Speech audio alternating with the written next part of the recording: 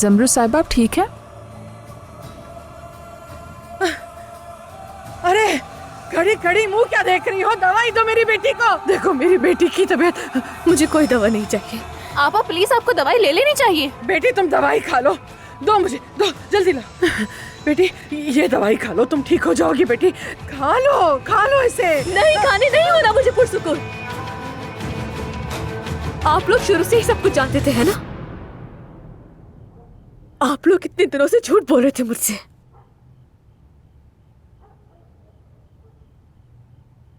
और वो औरत, वो ईशा की माँ है ना?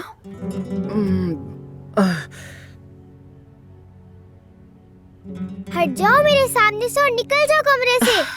ईशा प्लीज ऐसा मत करो, बात को समझो। ईशा, तुम्हारे बाबा अब जा चुके हैं, तुम यहीं पे रहोगी हमारे साथ। झूठ मत बोलो, यहाँ छोड़ने वाले वो नहीं है। देखो वो तुम्हारे बाबा नहीं है, अदनान तुम्हारे बाबा है। दानिया, ईशा देखो, दोहा आपा तुम्हारे लिए शहद वाला दूध तैयार करेंगी, वो पी लेना, ठीक है?